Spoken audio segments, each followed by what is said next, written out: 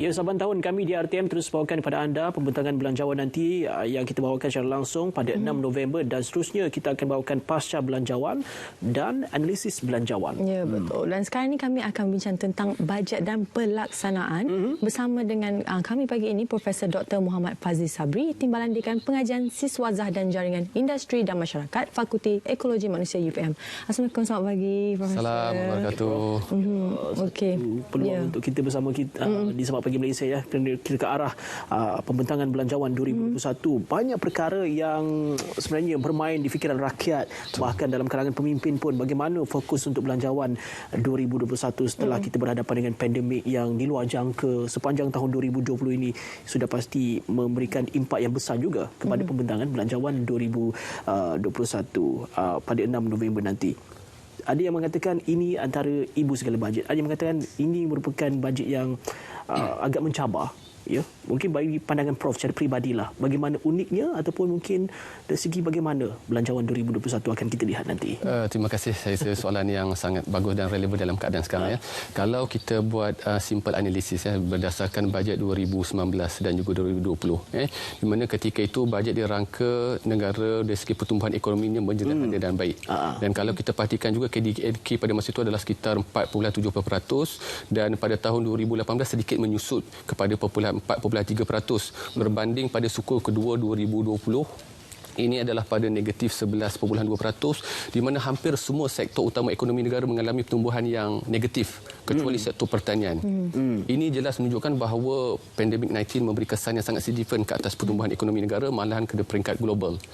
Dan saya menjangkakan bahawa kerajaan akan memberi tumpuan fokus ke arah bagaimana pemulihan ekonomi pasca COVID-19. Dan ini kita dapat terjemahkan melalui setiap kali bajet kerajaan ada teras, ada tonggak dan sebagainya. Kalau kita tengok fokus pada tahun 2021 ini adalah ke arah mensejahterakan rakyat. Rakyat sangat terkesan. Yang kedua dari segi pertumbuhan ekonomi.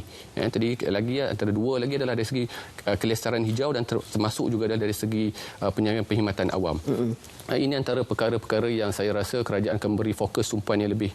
Itu yang kembali kalau kita relate dengan Edwin kata tadi tu. Ada kebarangkalian ini merupakan ibu segala bajet. Malahan kalau mengikut PBB, COVID-19 ini merupakan krisis yang terburuk sejak Perang Dunia Kedua. Maknanya 1945, almost 75 years. Ini merupakan krisis yang terburuk. Jadi tak dapat signifikan bahawa ini bajet yang sangat penting untuk rakyat dan juga untuk negara. Pandangan Prof sendiri, apakah sektor ataupun bidang yang harus diberikan tumpuan dalam bajet 2021 ini dan juga antara bajet ini dapat membantu lagi pertumbuhan ekonomi negara? Saya sebelum nak jawab soalan itu saya nak berkongsi sedikitlah dapatan atau fakta lah. Okey, yang pertama kalau kita tengok kadar pengangguran kita sekitar Mei 2020 adalah pada kadar 5.2% dan atas inisiatif kerajaan prihatin penjana dan sebagainya tu kadar pengangguran telah berkurangan kepada 4.7%. Itu yang pertama. Yang kedua, kalau mengikut laporan daripada KPLB, Kementerian Pengelolaan Bandar, 70% individu petani yang berada di luar mana sangat terkesan ataupun terjejas teruk disebabkan oleh COVID-19. Selain pada itu, MTUC sebagai contoh nyatakan bahawa hampir 30,000 pekerja-pekerja di sektor perhotelan sangat terkesan. Tambahan pula kalau kita tengok AirAsia X termasuk juga Malindo telah mengambil pendekatan untuk membentikan sekurang-kurangnya 2,000 orang pekerja mereka. Jadi kita lihat bahawa ini antara merupakan sektor-sektor yang sangat terkesan. Perhotelan, bila kata perhotelan, kita pelancongan, dari segi aviationnya. Kemudian macam saya sendiri di Institut Pengajian Tinggi, kita juga merasa terkesan ke atas pendidikan tinggi, di mana kita nampak sekarang bilangan enrollment ataupun kemasukan pelajar-pelajar antarabangsa ke negara kita semakin berkurangan. Ini antara sektor-sektor yang kita nampak. Selain pada itu, kita tak dapat nafikan jugalah restoran, hotel dan sebagainya. Itu merupakan antara sektor-sektor yang sangat terjejas. Baik, satu lagi perkara yang menjadi tumpuan rakyat adalah berkenaan dengan pelanjutan moratorium. Disebabkan telah pun berakhir pada September lepas dan hanya disasarkan pada mereka yang layak saja untuk waktu ini. Ini menyebabkan dan dijangka bahawa ada peningkatan kes muflis bagi mereka yang belum ada pekerjaan, belum ada pendapatan yang kukuh. Mungkin kalau ada pendapatan pun tidaklah seperti mana yang sebelumnya. Jadi itu menyebabkan mereka mudah untuk disenarai hitam oleh pihak bank ataupun diisytiharkan sebagai muflis. bagaimana dalam perkara ini belanjawan 2021 sebagai perkara yang patut dikatakan sebagai istilah life saver lah bagi mereka yang terjejas ini. Saya setuju bahawa moratorium merupakan life saver kepada hampir majoriti rakyat Malaysia, terutamanya dalam keadaan sekarang. Dan kalau saya setuju tadi, kalau mengikut data yang dikeluarkan oleh Jabatan Insolvensi Malaysia sebagai contoh, pada Mei dianggarkan sebanyak 2,514 orang telah diisytihar muflis. Dan saya rasa baru ini ada recently di media diberitakan bahawa hampir ada kebarangkalian selepas moratorium ini dihentikan, kita kata untuk tempoh 6 bulan tu, dianggarkan bahawa almost 1,000 orang, 1,000 orang yang diisytiharkan muflis. Ini kita takut sebab dia akan memberikan kesan kepada ekonomi negara. Jadi adalah wajar kerajaan dan juga berbincang bersama pihak-pihak institusi kewangan, perbankan dan sebagainya bagaimana moratorium ini boleh dilanjutkan. Saya tengok ada bank-bank ataupun institusi perbankan yang mengambil pendekatan yang sangat cantik sehingga melanjutkan tempoh moratorium. Kita moratorium bersasar tadi itu sehingga Jun 2021. Jadi perkara-perkara begini harus beri pertimbangan sebab dalam keadaan sekarang ramai yang sukar untuk mencari pekerjaan. Jadi macam mana dia nak meneruskan kehidupan. Selain pada itu pula dengan kalaulah kita tak dapat membayar pinjaman, sebab dia akan memberi kesan kepada peningkatan non-performing loan kita. Ini satu yang sangat tidak bagus kepada ekonomi negara. Dalam kita menepani wabak COVID-19 ni banyak ekonomi yang terjejas. Tapi ekonomi gig ni antara dilihat orang kata pemangkin kepada pertumbuhan ekonomi negara. Jadi adakah ekonomi gig ni patut diberi tumpuan khusus oleh kerajaan dalam bajet 2021? Terima kasih. Kalau kita perhatikan sebenarnya ekonomi gig ataupun ekonomi digital ni sebenarnya tumpuan pun telah diberikan untuk tahun-tahun sebelum, mana bajet dalam 2019, 2020, dan saya merasakan bahawa gig ekonomi memang sepatutnya diberi satu tumpuan yang khusus. Kalau mengikut data pada tahun 2018, ia menyumbang sebanyak 18% kepada keluaran dalam negara kasar, dan MDEX sendiri menjangkakan bahawa walaupun kita dalam tempoh PKPB, tempoh COVID-19 dan sebagainya, dia mampu untuk menyumbang kepada 20% kepada KDNK. Jadi menunjukkan satu perkara yang kita perlu beri perhatian.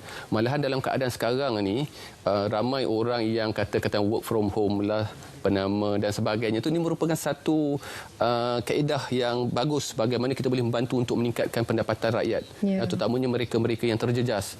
Tambahan pula saya tengok pelbagai inisiatif sebagai contohnya yang sistem insurans pekerjaan di bawah Perkeso telah memperkenalkan pelbagai, malahan kerajaan juga telah penjana telah membelanjakan hampir 700 juta dalam usaha untuk penjitilan ekonomi dan sebagainya. Jadi saya merasakan bahawa untuk bajet 2021 ini perlu diberi perhatian yang khusus. Baik, kalau kita berbicara lebih lanjutlah berkaitan dengan ekonomi gig ni, Prof, ramai yang melihat ekonomi gig ini ataupun dikaitkan dengan perkhidmatan e-hailing, penghantaran makanan dari premis ke rumah. Tetapi sebenarnya lagi luas sebenarnya kalau diteroka dengan lebih menyeluruh. Tapi mungkin disebabkan pakar ataupun peluang itu tidak dilihat di sektor-sektor yang lain, padahal itu juga dikategorikan sebagai ekonomi gig. Bagaimana Prof melihat supaya orang ramai pun berani menceburi ekonomi gig dalam sektor yang lain? Saya setuju. Kalau kita perhatikan sekarang, bila orang cakap ekonomi gig ni, freelancer ni orang tengok e-hailing ataupun rider dan sebagainya. Padahal sebenarnya lebih pada itu. Jadi saya rasa antara perkara-perkara yang perlu kita lakukan sebenarnya adalah kita patut menjeballuaskan. Kita perlu beri pengetahuan ataupun buat secara promosi besar-besaran di media-media berkaitan dengan bukan sahaja tertumpu kepada sektor sini, malah sektor-sektor lain yang kita ada. Tacuran komputer lah, kita sana online business lah. So banyak lagi benda-benda perkara yang boleh kita nikmati kecapi hasil daripada gig ekonomi ni tadi. Jadi maknanya perlu ada satu usaha untuk menyebar luaskan berkaitan dengan apa itu gig ekonomi supaya masyarakat, supaya rakyat lebih faham. Sebab ini merupakan satu bidang yang menjadi tumpuan negara pada masa akan datang. Bukan sahaja Malaysia, malah negara-negara luar. Sekarang ni kalau kita nak buat bisnes sebagainya, kita bukan dalam sini, kita mana boleh lebih daripada di luar negara kan. Ya, dan sebagai penerima manfaat, pastinya banyak bantuan yang telah dihulurkan kepada rakyat Malaysia itu sendiri. Jadi bagaimana rakyat harus memanfaatkan lagi bantuan yang disediakan oleh kerajaan sendiri? Saya rasa rakyat perlu ingatlah bahawa bantuan yang diterima itu adalah merupakan daripada cukai-cukai yang kita sendiri, rakyat sendiri yang bersumbang kembali kan. Jadi sepatutnya penerima manfaat ini menggunakan sebaik mungkin segala bentuk bantuan, segala bentuk faedah-faedah yang diberikan untuk manfaat. Mungkin pada masa sekarang ni kita merupakan orang yang menerima manfaat daripada bantuan-bantuan, daripada pakej-pakej kan. Dengan harapan mungkin pada satu hari nanti kita juga pula menjadi orang yang dapat memberi sumbangan kepada negara. Sebagai contohnya yang mereka-mereka yang terkesan dalam PKS sebagai contohnya dapat meluatkan lebih banyak peluang pekerjaan kepada rakyat dan seterusnya. Baik, untuk persiapan ataupun ialah kalau di laman sesawang Treasury Treasury 2021 juga ada menyatakan bahawa di situ melibatkan pandangan orang ramai, undian ataupun sektor mana yang perlu diberikan tumpuan, dan ini berdasarkan apa yang diharapkan oleh rakyat dan apa keperluan rakyat yang ada pada waktu ini. Ini bermakna kerajaan memang serius kerana kalau boleh pada waktu ini pun tidak adalah memberikan ataupun memihak kepada mana pihak ataupun politik semata-mata, tetapi 100% tertumpu kepada rakyat disebabkan pandemik COVID-19 ini. Bagaimana engagement antara pihak kerajaan dan juga rakyat dalam kita sama-sama membina belanjawan 2021 ini? Jadi saya melihat bahawa bajet 2021 ini adalah merupakan satu bajet yang inklusif, dan saya percaya bahawa kerajaan tidak akan menidakkan peluang-peluang terutamanya kumpulan-kumpulan yang rentan, kita kata vulnerable, sebagai contohnya orang tua, wanita ibu tunggal dan sebagainya. Jadi saya rasa rakyat harus bersama-sama kerajaan dalam usaha kita untuk merancakkan kembali ekonomi negara, dan kita pun sebagai rakyat tidak boleh mengharap semata-mata ke atas bantuan pada kerajaan. Kita pun sedia maklum ekonomi kita dari segi perkembangan ekonomi kita tidak berapa cantik dalam keadaan sekarang. Jadi kita perlu bersama-sama dengan kerajaan dalam kita untuk memastikan ekonomi negara stabil. Rakyat menggunakan peluang-peluang yang telah diberikan dalam usaha untuk meningkatkan pendapatan dan juga dari segi peluang-peluang pekerjaan. Pandangan Prof sendiri, seperti kita tahu moratorium pun telah pun dihentikan dan orang pun sudah mula membayar, dan mereka telah pun merasa sakitnya untuk membayar dengan pekerjaan yang tidak ada sekarang ini. Jadi perlukah ada suntikan sedikit bantuan lagi untuk bajet 2021 ni?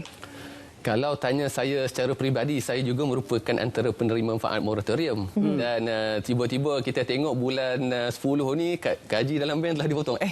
Ada bayar rupanya kan. Walaupun kita rasa kita, tapi saya menunjukkan bahawa dia sangat memberi kesan. Saya lebih melihat pada macam ni. Tempoh moratorium ni selain daripada dia memberi mereka-mereka yang terjejas, dalam masa yang sama juga dia memberi peluang kepada kita sebagai rakyat Malaysia untuk menyimpan. Sebab kalau kita lihat daripada data yang dikeluarkan oleh Bank Negara Malaysia sebagai contohnya, untuk menyediakan 1,000 sebagai simpanan kecemasan pun hanya 52% sahaja rakyat Malaysia yang mampu menyediakan. Jadi pemberian moratorium ataupun lanjutan moratorium secara tidak langsung sebenarnya dapat menyuntik ataupun memberi motivasi kepada rakyat untuk terus ada simpanan-simpanan. Saya rasa ini merupakan satu langkah-langkah yang sangat bijaklah. Dan harus diteruskan walau bagaimanapun ia tertakluk kepada kemampuan dan perlukan perbincangan yang lebih jelas, lebih detail lah perkara ini. Sebab berkenaan dengan perbincangan, ini juga merupakan antara perkara yang patut melibatkan semua pihak. Betul. Bukan sahaja kerajaan yang mentadbir, tetapi juga mungkin ada cadangan campur tangan daripada pihak pembangkang, kerana mereka pun tahu di mana kekurangan, di mana perkara yang perlu diberikan tumpuan. Kerjasama antara kedua-dua pihak ini bagaimana Prof melihat? Saya suka dengan titah yang di-Pertuan Agong bahawa dalam keadaan sekarang ni kita perlu ketepikan fahaman politik. Keutamaan ada lebih kepada kesejahteraan dan kebajikan rakyat. Jadi saya tidak nafikan kedua-dua pihak kerajaan ataupun pembangkang, masing-masing kita mempunyai pakar-pakar, masing-masing kita mempunyai idea yang bijaksana. Jadi kita ketepikan fahaman politik kita sementara waktu demi untuk memastikan bahawa ekonomi negara berkembang dan seterusnya dapat mensejahterakan rakyat. Itu yang saya rasa lebih penting. Duduk bersemuka, berbincang bagaimana kita sama-sama membantu untuk membantu rakyat dan juga negara. Dan terakhir sekali mungkin Prof boleh kongsikan harapan Prof tentang belanjawan 2021 ini bagaimana? Kalau tanya saya harapan, sebenarnya saya dah list banyak dah, lebih pada 20 tak sempat kita nak baca kat sini kan, tapi antara perkara-perkara yang saya rasa perlu diberi perhatian khusus adalah terutamanya dalam keadaan sekarang lah. Sebagai contoh, macam saya dalam konteks saya sebagai ibu bapa dan sebagai ahli akademik di universiti, kita pun sekarang ni teaching online, anak-anak pun teaching online di sini. Jadi dari segi infrastruktur tu, maknanya untuk bajet 2021 saya juga melihat bahawa kerajaan juga harus bersama-sama dengan mungkin syarikat-syarikat korporat JLC dan sebagainya menyediakan kemudahan ataupun menaik taraf dari segi kemudahan infrastruktur berkaitan dari segi internet. Ni kadang-kadang kita tengok online teaching ni unstable connection. Ini pensyarah kita ni kan student. Jadi ini benda-benda, dan dalam masa yang sama juga anak-anak di rumah juga masih lagi bersekolah dan sebagainya. Baik. Dari segi infrastruktur itu perlu diperkasakan lagi lah. Khususnya dari ialah hubungan internet dan sebagainya. Baik, terima kasih Prof untuk kesempatan pada waktu ini. Banyak lagi macam Prof katalah tadi. Banyak tapi itu antara kesempatan yang ada untuk kita sama-sama bincangkan dan kongsikan berkenaan bajet dan juga pelaksanaan bagi Belanjawan 2021 yang akan dibentangkan pada 6 November nanti. Ya, baik, terima kasih. Dan sekarang ini kami akan ke cuaca di Map Malaysia untuk